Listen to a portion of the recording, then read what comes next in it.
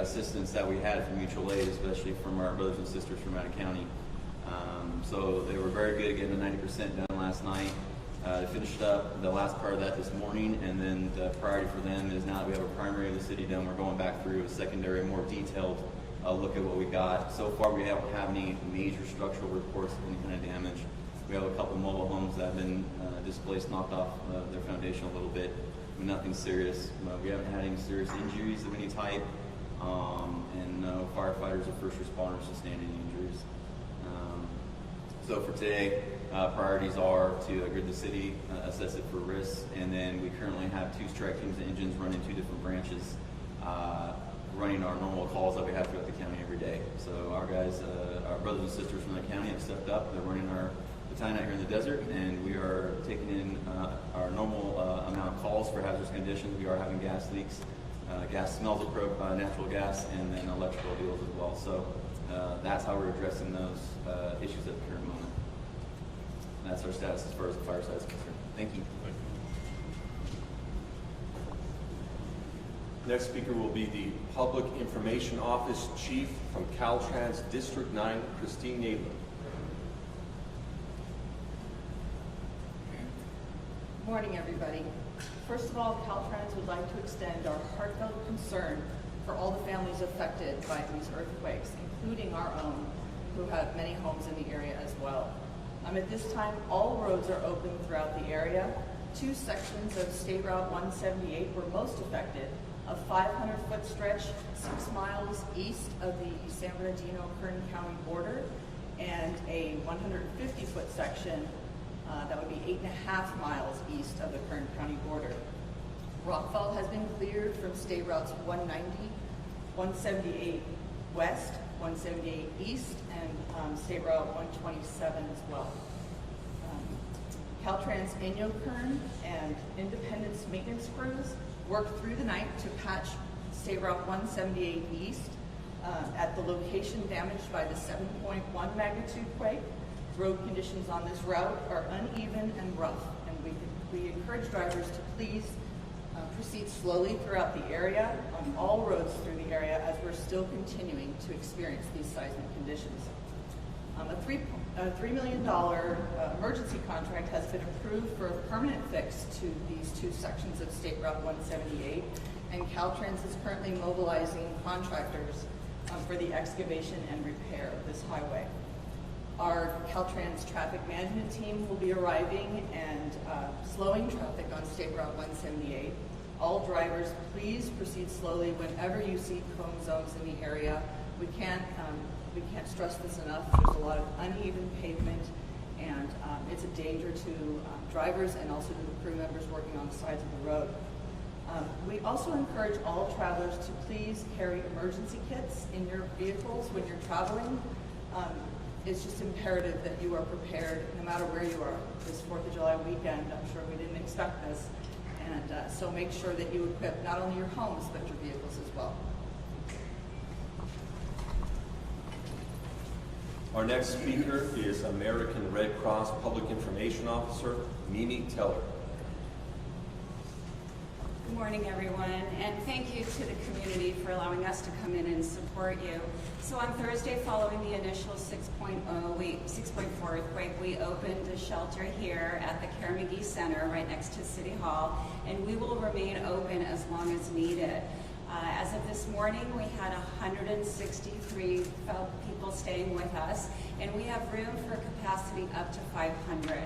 We have air conditioning, we have sleeping cots, 3 warm meals a day, and hot showers. And we welcome anyone from the community who wants to find both a sense of community and some safety here. So we welcome all. And I also would like to resonate that please make sure you are prepared. As you know, these happen at any time when we least expect it. Have water and enough food, and have a family plan so that you're prepared for the next time. Thank you. Our next speaker is City of Ridgecrest Mayor Reed. Good morning, all. Thank you for being here. Thank you for coming to our city.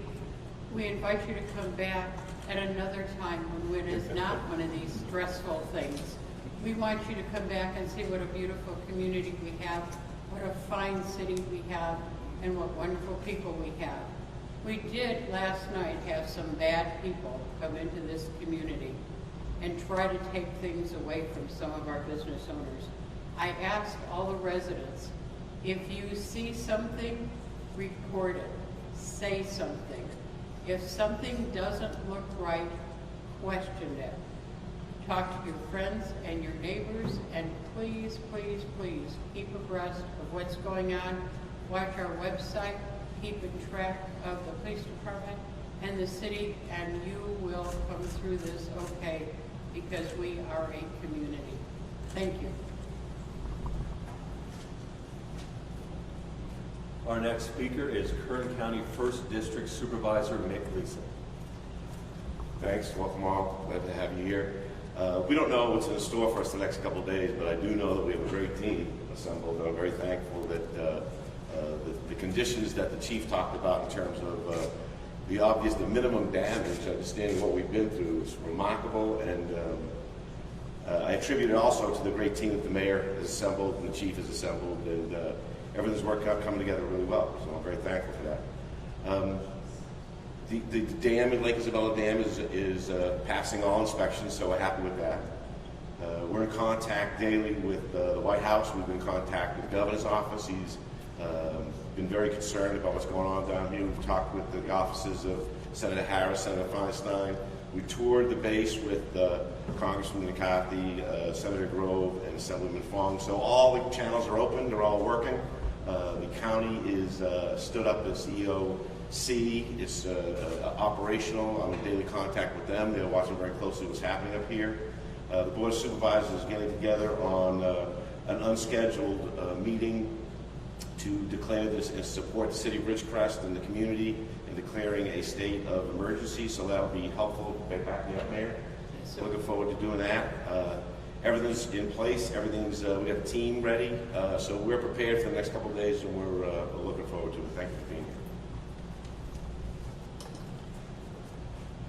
Okay, so that is the last of the official speakers. So if there's anyone that has some questions, I will go ahead and take some questions for the various speakers now. Can you elaborate on the thefts that happened overnight? So the question is if there's any more details on any of the thefts that occurred overnight. Would the police chief like to comment on that? Yeah, regarding the thefts that occurred last night, we had one of our businesses that was broken into, and they stole a very expensive piece of equipment. And we also had a residence that was broken into, and we're still waiting to see and get a list of what was taken from that residence. Thank you. Chief, what's your name? How do you spell it, please? Oh, sorry. First name is Jed, J-E-D. Last name M-C-L-A-U-G-H-L-A-N. And what was the business where the equipment was stolen? It was Sage Mart, located at Downs and Drummond. What do they sell? It's a convenience store. Okay, any additional questions? Yellow shirt. Can you talk about the aqueducts and dams and the specifically infrastructure in that area, and anything's been compromised? So the question is about local infrastructure as to whether or not that was compromised or not. Potentially, have you got word through any of the USAR? Nothing here locally, no. And as far as the report of the dam is fine, so negative. Negative. Next question. What do you call some of the residents who are living or staying in RVs on the street? They're afraid to go in their house. We don't know what's going to happen. How we deal with that long term, 3, 4, 5 days out? Want to comment on that from the cross shelter standpoint? So the question was, what advice do we have for people who are afraid to go back into their homes and staying in their RVs? You know, we can't tell them what to do, and we understand that a lot of people are very afraid to go indoors. We do have a very safe shelter here. It has been inspected immediately following the 7.1 earthquake yesterday, so it is a sound building, and it's safe and comfortable, and we encourage anyone who might be afraid to go home to join us here. And if they do have pets, we are permitting small family domestic pets as long as they come in a crate and bring your own food. Thank you. Ma'am, could you spell your name, please? And if people want to help, people in the public want to help, how can they do that? So we're going to get name and spelling afterwards, if you don't mind. Sure. But we do have an additional question about what individuals can do to support.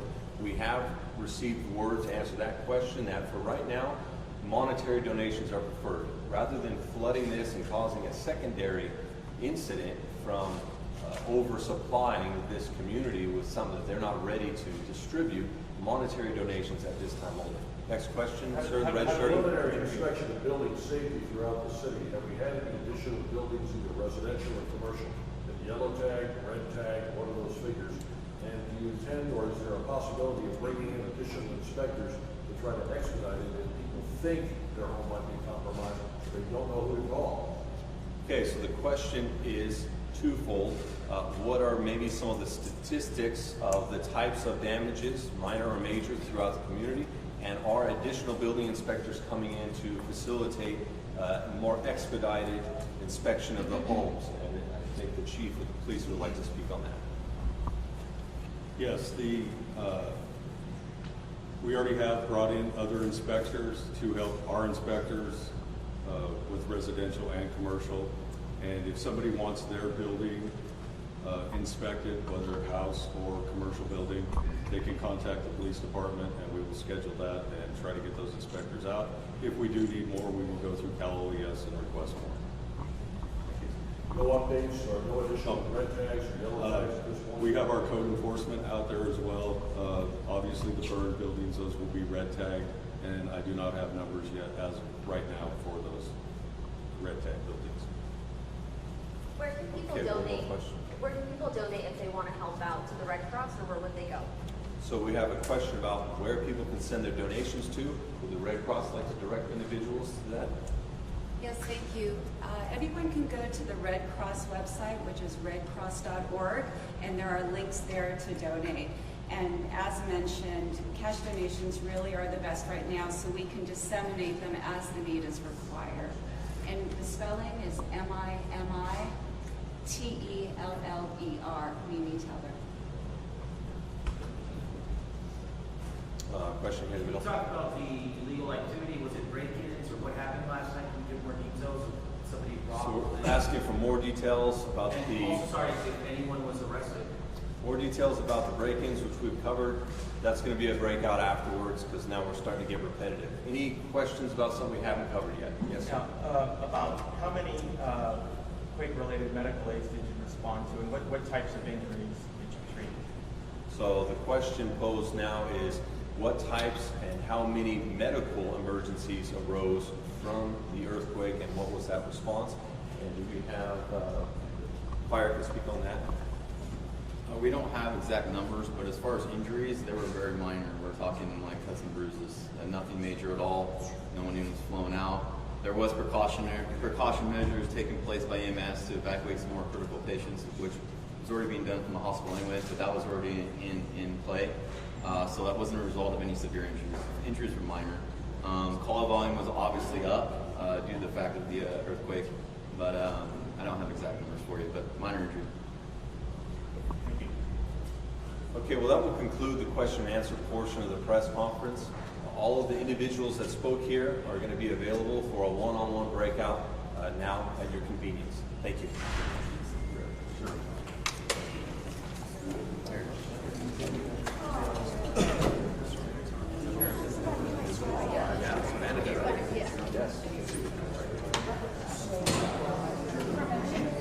Josh, is there anybody you want to interview? Grab me first. So,